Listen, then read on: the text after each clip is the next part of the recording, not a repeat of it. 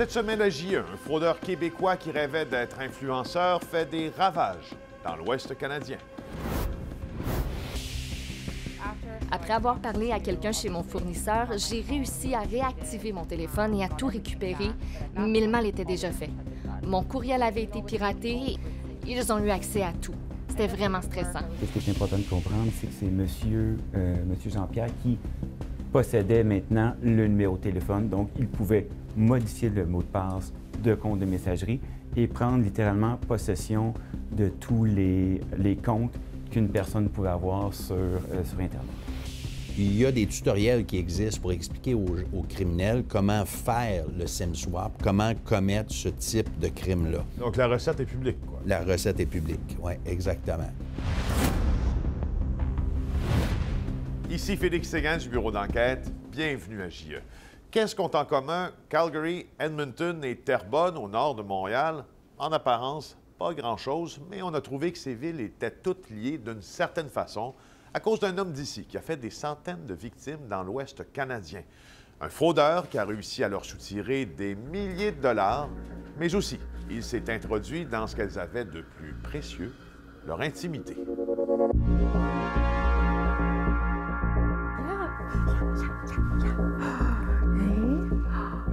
Nous sommes à Calgary. Heather Christmas en est originaire.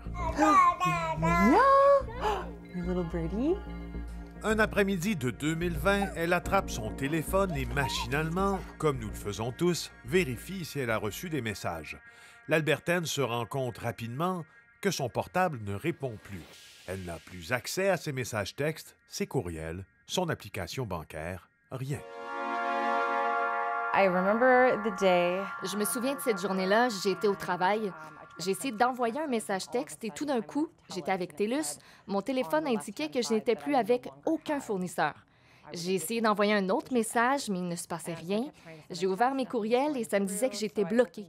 Donc, j'ai appelé TELUS. Ils m'ont dit « Ah, il y a une demi-heure, vous avez annulé votre téléphone. » Je leur ai dit « Mais non, je ne vous ai pas du tout appelé. » Ils ont paniqué. I definitely did not call you, so they were panicking. Sans le savoir, l'Albertaine a été victime d'un transfert de carte SIM, appelé SIM swap en anglais, et qui gagne en popularité chez les fraudeurs. Un piratage opéré à distance. Après avoir parlé à quelqu'un chez mon fournisseur, j'ai réussi à réactiver mon téléphone et à tout récupérer, mais le mal était déjà fait. Mon courriel avait été piraté et comme j'avais sauvegardé tous mes mots de passe dans mon téléphone, ils ont eu accès à tout, à mes comptes bancaires, à ma carte Visa, à tout. J'ai commencé à recevoir des tonnes de notifications, des commandes Uber Eats et Skip the Dishes. Les transactions s'enchaînaient. C'était vraiment stressant. J'ai appelé ma banque en panique pour faire annuler toutes mes cartes et bloquer mes comptes, puis j'ai contacté la police. My bank canceled all my credit cards, all my banking information, and ended up calling the police.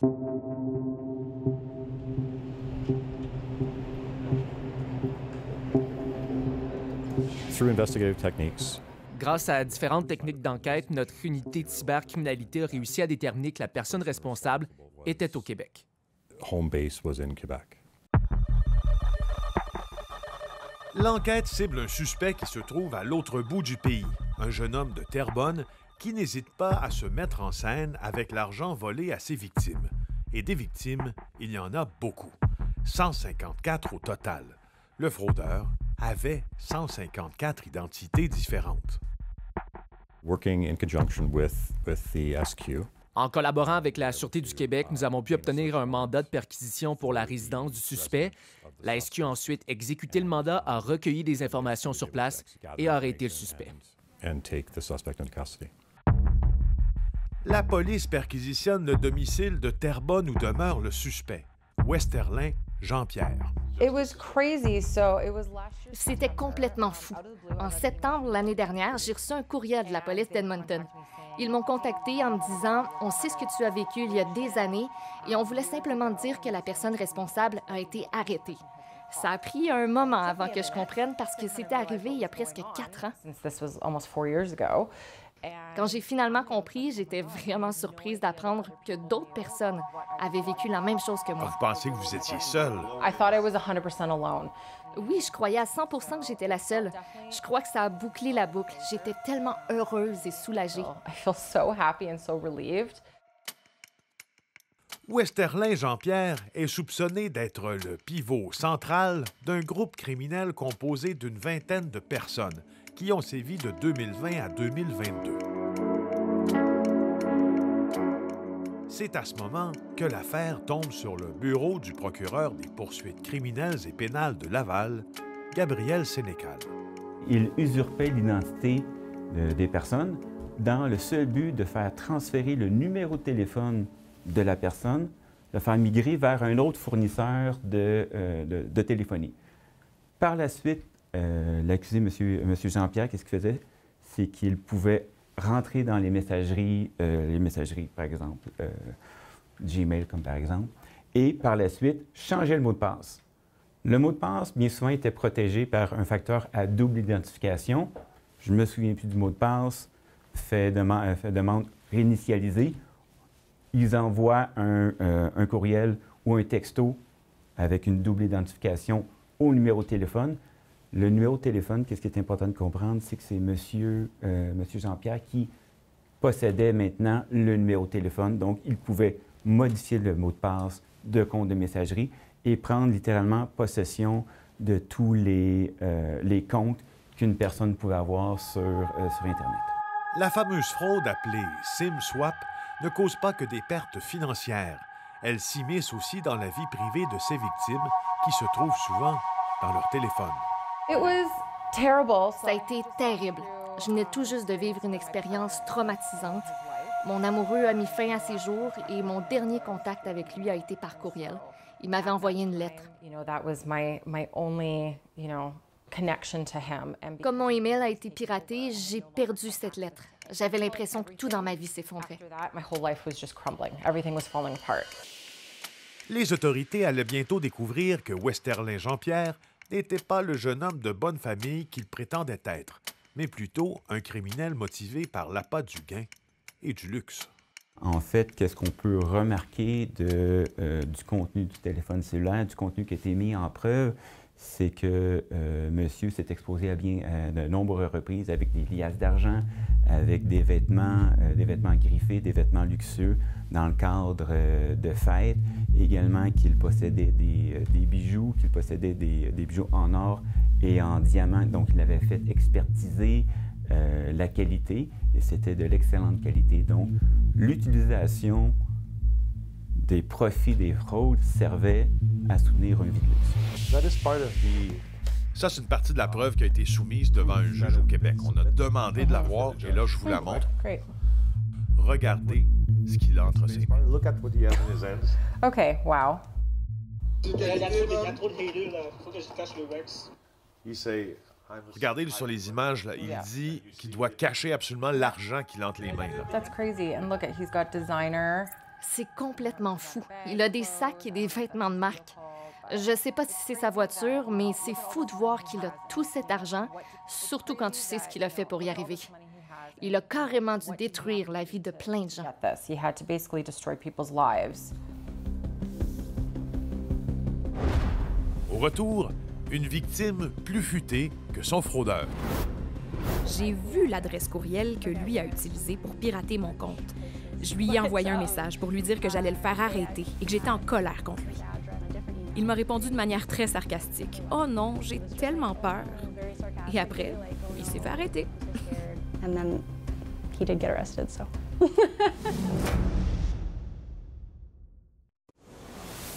Vous pouvez rejoindre l'équipe de JE par téléphone au 888-822-5353 ou par courriel à l'adresse suivante je@tva.ca.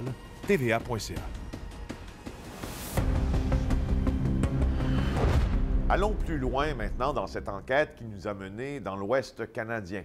On se demande qui peut bien être ce jeune homme qui a réussi à soutirer un demi-million de dollars à ses victimes en mettant à profit leurs informations personnelles trouvées sur le dark web. Westerlin Jean-Pierre est né à Montréal-Nord de parents haïtiens. Ceux-ci ont déménagé à Terrebonne pour lui offrir un environnement plus sain. Mais le jeune homme, qui a aujourd'hui 24 ans, s'est rapidement montré désintéressé par l'école. Il s'est fait arrêter une première fois en 2021 pour une fraude en Ontario et avait confié à son agente de probation ce qu'il tentait de faire pour revenir sur le droit chemin, devenir influenceur. Le jeune homme, à la dentition plaquée or, était capable de se procurer ses biens de luxe en créant des comptes PayPal et PayBright sous le nom de ses victimes dont il venait de subtiliser l'identité. Pire, il a même publié sur Internet la recette qu'il a utilisée pour détrousser ses cibles. La fraude de type SIM-swap est assez facile à commettre. Bien, ça prend l'identité de la cible, ça prend le numéro de téléphone, bien entendu, ça prend une série de données sur l'utilisateur lui-même, ses comptes, etc., etc. Fait que donc, ça, c'est de l'information qui est facilement, malheureusement, disponible via le dark web. Et par la suite, bien, il faut avoir les connaissances techniques. Mais il y a des tutoriels qui existent pour expliquer aux criminels comment faire le SIM-swap, comment commettre ce type de crime-là. Muni de ces renseignements, le fraudeur n'a qu'à appeler votre compagnie de téléphonie mobile pour faire changer votre numéro de téléphone pour un autre qu'il sera le seul à connaître.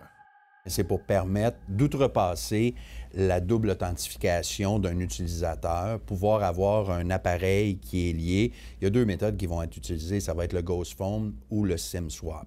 SIM-swap, c'est qu'on a un doublon, si on veut, de la carte SIM d'un appareil. Donc, quand les transactions sont effectuées par un compte en ligne, bien, on se retrouve avec une authentification de l'appareil qui est réelle. Donc, les systèmes ne détectent pas nécessairement le fait qu'il y a eu une contrefaçon. Donc, la recette est publique, quoi. La recette est publique, oui, exactement. Et il y a Écoutez, c'est un type de fraude qui est largement sous-évalué, malheureusement, et les outils légaux qui existent présentement dans le Code ne sont pas adaptés à ce type de criminalité-là. Elle peut aussi être commise par ingénierie sociale, une technique qui vise à amasser le plus de renseignements possible sur vous à partir des indices que vous laissez sur les médias sociaux. Les gens ont une transparence ou une insouciance par rapport à la protection de leurs renseignements personnels qui est absolument aberrante. Fait que donc, mais même les gens qui font attention se retrouvent malgré eux dans des bases de données, de vol d'informations pour une multitude de choses. Retournons maintenant dans l'Ouest canadien, à Edmonton plus précisément. Pourquoi Edmonton? Car sans la vigilance d'une de ses résidentes, Westerlin Jean-Pierre n'aurait peut-être jamais été arrêté pour cette fraude. Je suis travailleuse sociale. J'accompagne des personnes qui ont des handicaps ou des problèmes de dépendance et je les aide dans leur quotidien. J'ai un fils de 3 ans. Comme notre autre victime, elle a aussi vu son téléphone portable être déconnecté du réseau de son opérateur. J'ai appelé TELUS pour leur expliquer ce qui se passait avec mon téléphone. Ils m'ont dit que j'avais transféré mon numéro à un autre téléphone, mais je leur ai dit que ce n'était pas moi qui avais fait cette demande. Ils m'ont posé une série de questions de sécurité que j'avais configurées pour mon compte, pour confirmer mon identité, puis ils m'ont dit qu'une autre personne avait appelé à ma place pour faire le transfert de numéro. J'étais furieuse. Alyssa a décidé de pousser ses vérifications un peu plus loin avec le support d'un ami. J'ai un ami qui s'intéresse à tout ce qui touche à la technologie, donc je lui ai envoyé une capture d'écran du courriel. Il a découvert que l'adresse courriel était associée à une adresse IP dans une ville francophone. Juste avant que le fraudeur change le mot de passe de mon courriel et que je n'y ai plus accès, j'ai vu l'adresse courriel que lui a utilisée pour pirater mon compte.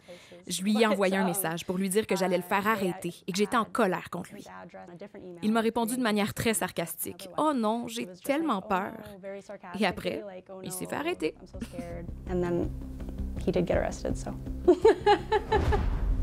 Dans un instant, des mesures de protection à améliorer.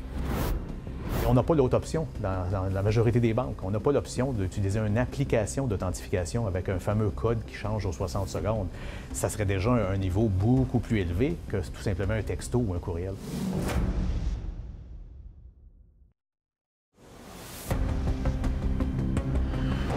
Pour protéger votre téléphone portable contre des intrus comme Westerlin Jean-Pierre, il y a bien peu de solutions, en fait. Vous êtes un peu pris entre vos propres responsabilités, celles de votre fournisseur de services, de votre banque, de votre gouvernement, qui se fait mettre beaucoup de pression d'ailleurs pour légiférer, mais qui tarde à agir. D'août 2019 à juillet 2024, il y a eu plus de 45 000 transferts de numéros frauduleux au Canada. Au pays, c'est le Conseil canadien de la radiodiffusion et des télécommunications canadiennes qui régit les compagnies qui offrent des services de téléphonie. Bien, à mon niveau, moi, j'ai absolument rien vu. J'ai vu aucun progrès, aucune suggestion qui viendrait à encadrer ce problème-là. Effectivement, dans une correspondance avec le Centre pour la défense de l'intérêt public, le CRTC a statué qu'un examen public des mesures destinées à résoudre le problème ne serait pas approprié. My name is John Lawford, and I am Executive Director and... Pourtant, il y a 4 ans, le Comité permanent de l'industrie des sciences et de la technologie suggérait au CRTC de contraindre les compagnies de téléphonie à prendre les mesures pour enrayer ce type de fraude. Le CRTC a tous les pouvoirs de leur convaincre à changer leurs moyens de protéger les gens, mais ils ne l'ont pas fait, en fait. John Lawford a témoigné devant ce comité de la Chambre des communes. Aux États-Unis, ils ont adressé ce problème avec de nouveaux règles, ça fait 1 an, et en Australie, ça fait 4 ans, en fait, et ils ont vu une chute des victimes signifiantes dans ces 2 pays-là. Mais ici, rien ne se fait et je n'ai aucune idée, sauf qu'ils ont d'autres choses à faire, je ne sais pas quoi. Merci beaucoup.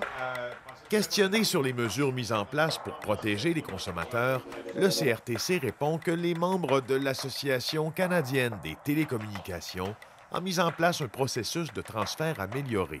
Selon le CRTC, le transfert de numéros non autorisés a diminué par la suite, mais les chiffres fournis par l'organisme fédéral ne couvrent qu'une période de 6 mois en 2021. Il y a trop de haters, là. Faut que je cache le Rex. Westerlin Jean-Pierre a eu tout le loisir de dépenser l'argent et de s'en vanter. Son t-shirt bossu, mais... Pourquoi a-t-il fait autant de victimes pendant 4 ans? Entre autres parce que son stratagème lui a permis de déjouer un système que nous utilisons tous avec nos institutions financières, l'authentification à double facteur. D'ailleurs, c'est une des grosses lacunes que moi je vois dans les systèmes bancaires, c'est que les choix qu'on nous donne sont souvent très faibles. Alors, on a le choix d'authentification par courriel, qui est vraiment pas bon. Ça va envoyer le code dans un courriel qui peut facilement être compromis. Alors, on va l'envoyer par SMS, par texto, mais on voit le problème. Ça peut être compromis. Et on n'a pas l'autre option dans la majorité des banques. On n'a pas l'option d'utiliser une application d'authentification avec un fameux code qui change aux 60 secondes. Ça serait déjà un niveau beaucoup plus élevé que tout simplement un texto ou un courriel. Westerlin Jean-Pierre a été condamné à 4 ans de prison, une sentence très lourde pour un stratagème de fraude hautement organisé et systématique, a dit le juge qui lui a imposé la peine. Dans son jugement, le juge Dagenet a bien démontré, a mis une certaine emphase sur l'impact que cette perte d'identité numérique a eu sur les victimes. Il est direct et ça fait appel à la mémoire. Donc, une partie de leur mémoire qu'on retrouve sur le numérique est disparue à jamais. Je pense que les conséquences sont nombreuses et qu'elles ne sont pas que financières. Si des prêts sont pris à leur nom ou des cartes de crédit sont utilisées sans qu'ils ne le sachent, c'est certain que ça affecte leur dossier de crédit. Mais il y a aussi les effets psychologiques de savoir que quelqu'un a violé leur vie privée, s'est fait passer pour eux sans qu'ils ne soient au courant. C'est extrêmement difficile. It's a huge violation. Est-ce que ça a changé la façon dont vous abordiez la confidentialité sur Internet, votre façon de naviguer sur le web, la façon de vous protéger aussi, puis de protéger vos données? Oh yeah, I do pay for a VPN now. J'ai maintenant un VPN. Je n'utilise plus le même mot de passe partout. J'ai des mots de passe différents pour chaque compte. Je paye aussi pour un service en ligne qui m'avertit si un de mes comptes a été compromis et que mes informations se retrouvent en ligne. Maintenant, je peux le voir, ce qui n'était pas le cas avant. Et je constate que des gens tentent encore de pirater mes comptes. C'est très frustrant.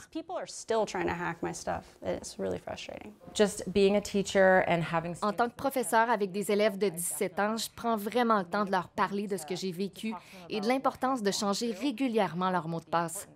J'ai fait la terrible erreur d'avoir le même mot de passe pour tout. Maintenant, je suis plus prudente. Je change mes mots de passe régulièrement, même si parfois je les oublie et que je dois les noter. Je fais aussi beaucoup plus attention aux informations que je partage en ligne.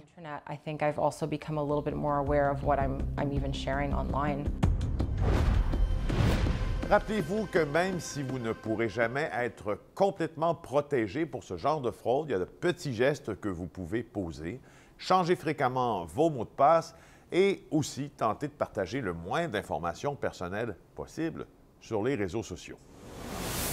Je vous rappelle que l'émission est diffusée à LCN les samedis et dimanches à 13 et 19 h, ainsi qu'à TVA le dimanche à 22h30. Vous pouvez aussi la revoir en tout temps sur la plateforme TVA+.